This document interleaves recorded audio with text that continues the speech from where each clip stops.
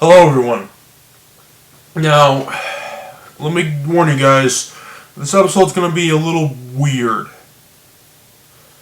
And you might be saying, Kale, didn't you already do a Harry Potter themed episode? Why are you doing another one? Let me explain. So, about a month or so ago, maybe a little over that, I don't know. Sorry, I got a new chair and it's on wheels and sometimes it doesn't want to cooperate. But anyways,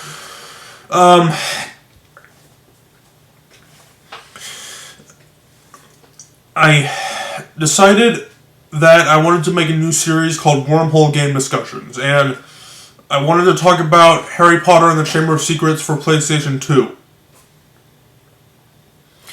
It's not exactly a review, it's more of a blog.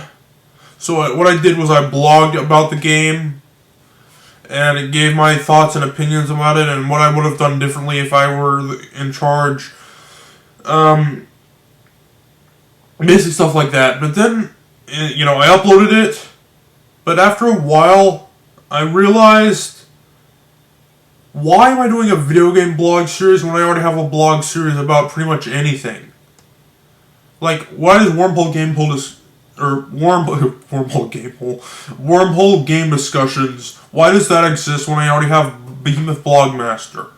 So I took the video down. But before I did, though, I got a really awesome comment from a guy, and I don't usually say the names of people that usually comment on my videos. Like, I don't usually, give shoutouts or anything, but this guy's name was Tom. Tom, your comment was awesome. He basically said that the video was amazing and he wanted me to keep up the good work and stuff. And I just deleted the video. Like a freaking jackass. Like, I felt like such a jerk after doing that. But it just made no sense to me to have a separate series just for video game blogs when I have a whole entire blog series about anything you can imagine. So what we're going to do here is I'm going to retell my thoughts and opinions on Harry Potter and the Chamber of Secrets, and we're going to include it as part of Behemoth Vlogmaster. I don't know if Tom is going to be watching this, but if he is, I hope this will make up for the wait. I'm sorry I had to take it down, Tom, but it just didn't make sense to me to have it a separate series just for that. Alright, so without further ado, let's get started. So, in 2018, I went to our local vintage stock. And I'm sure you guys know what that is, but just in case you don't, it's basically a media store where you buy video games, movies, music, stuff like that, And, I wanted to get a PS2. Because I like collecting old consoles like that. So, they had one PS2. But it was like $200.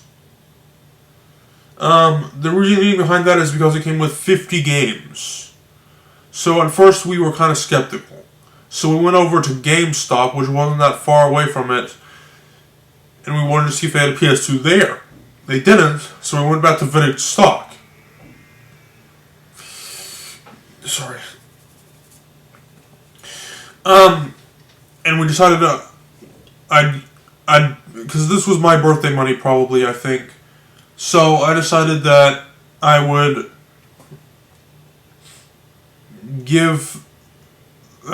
pay the $200 for the PS2 with the 50 games. Even if the 50 games were crappy, which most of them were. They're just a bunch of stupid crap sports games or something. But anyways. So we bought that, and Harry Potter and the Chamber of Secrets was one of the games that came with it. Alright. Now when I played the game at first, I thought it was great. Like, this could be almost as good as Battle for Bikini Bottom. It's so damn good. But now, it's alright, but I don't think it was as good as I thought it was when I first played it back in 2018. So,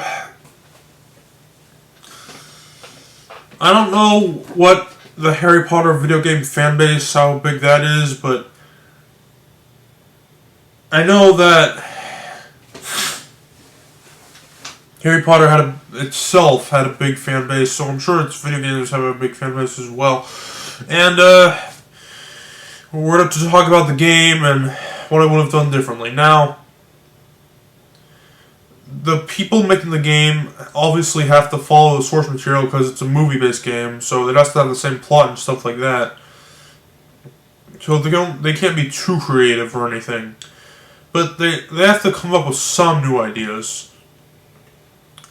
And maybe this was their only option or something, but what they did, maybe they didn't have a choice or something. But yeah, maybe, because they have so little time to develop the game, and that's why you don't see that many licensed games anymore, because, they were so many crappy ones, so. And they made a freaking licensed game or a game based off of every freaking movie that hit the theater. It would be rare that a movie from the movie theater, big budget or not, wouldn't get a video game. They made a video game of Happy Feet. Happy Feet. My foot here, it ain't happy.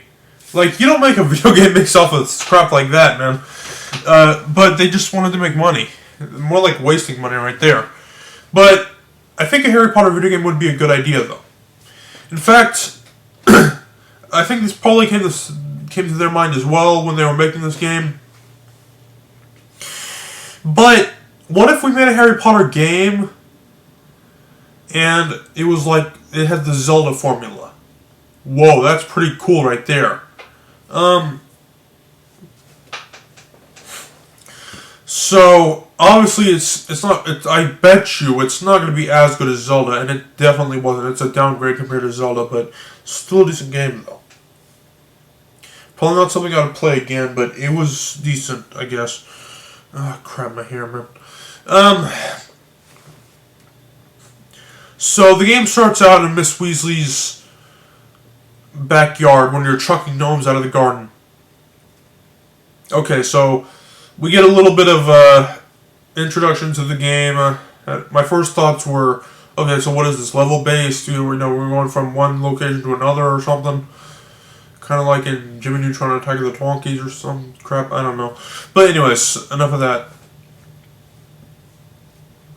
So,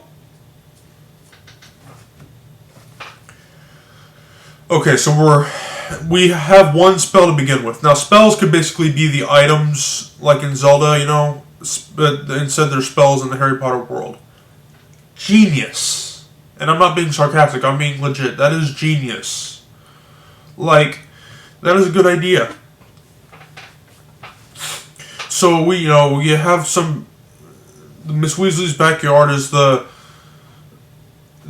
introduction to the game where you get to learn the mechanics of the game and stuff like that. So we have that flipindo, I think it's what it's called, where you can shoot little balls from your wand or whatever and, hit stuff and,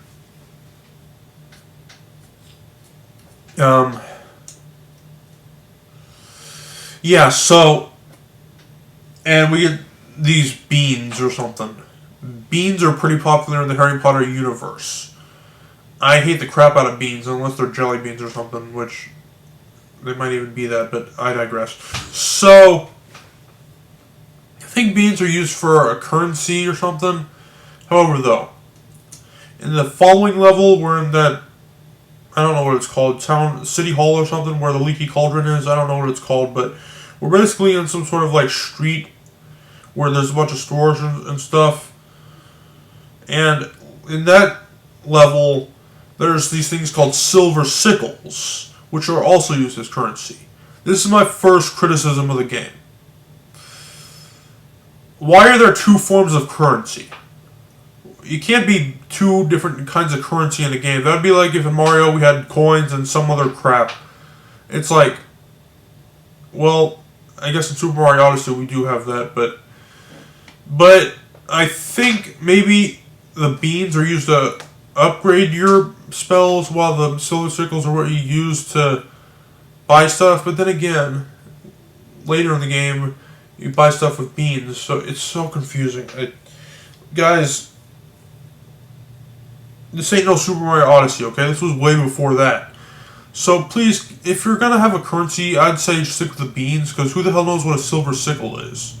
Maybe Harry Potter fans do, I don't know, but just stick with one or the other, please. It gets too confusing to know which currency does what, so one currency is the best idea here.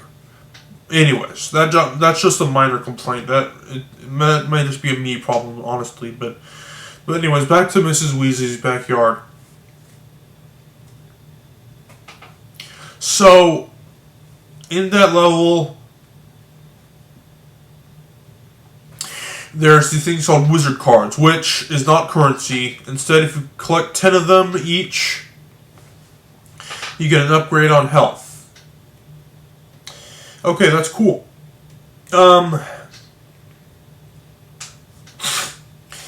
There's 101 in the whole game. Now, 101 is obviously a wizard number, and, it's obviously, the joke. That's the whole gimmick, 101, because that's a wizard number. But why not just 100? Because if there's 10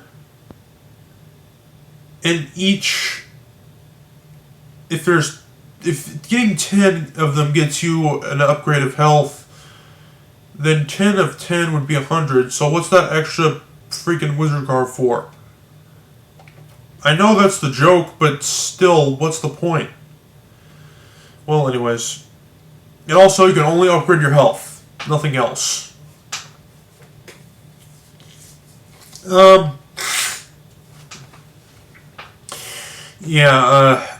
don't know. Maybe that was their only option or something. But you know how in Breath of the Wild, when if you get enough spirit orbs, you can upgrade your health or your stamina? Or actually just or, forget the and. Like every time you get 4 spirit orbs, you can upgrade one or the other. Well, there's no such thing as stamina in Harry Potter and the Chamber of Secrets. You can run as fast as you can constantly run and never run out of energy. But this is a game from 2002, so it's kind of excusable for the time. Anyways, so alright, so we know what currency is. It's the beans / silver sickles. The wizard cards are basically the Harry Potter equivalent of the spirit orbs from Breath of the Wild. What is health? Chocolate frogs. Good choice. Anyway, so with quick blabbering about Miss Weasley's backyard. So it starts at Miss Weasley's backyard, then the street with the stores and stuff. And okay, what is the main goal of this game? Sorry, I know I'm getting off track, but before we discuss what comes next, it's basically mission-based, like Grand Theft Auto. You have a checklist of things you need to do before you move on to the next level. Okay, so it's mission-based, basically. Sort of. Not quite like Grand Theft Auto, but I don't know. So after the street, it's the Whopping Willows, and then after that, it's Hogwarts. Okay. I hope you like Hogwarts a lot, because you're going to be there for the rest of the game.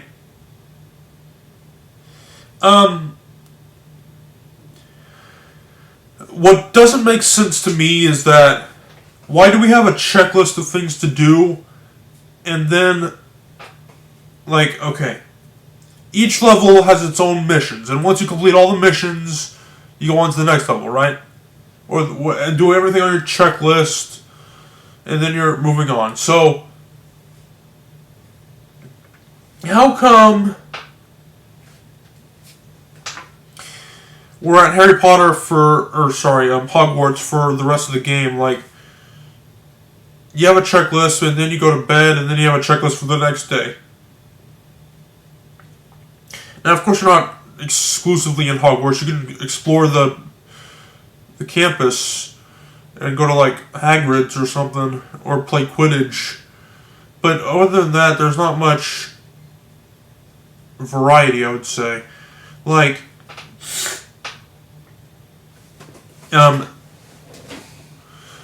there's dungeons within Hogwarts, but so I guess I would have made Hogwarts the hub world or something. But here's the thing: it starts out correct. Like, you go to you do levels, and then it does the whole Hogwarts thing. So if you're gonna introduce us to levels, why introduce us to Hogwarts? Like, it could be this big open world where that Hogwarts is like the hub world or something, and the levels are connected to it. Why are we doing this level by level structure and then just doing that? Like, come up with one or the other. Like, don't do both. Again, you might have not had a choice, and they might have had limited time to make the game. In fact, I'm willing to bet that's the case. But if I were in charge here, I think I would have done it differently.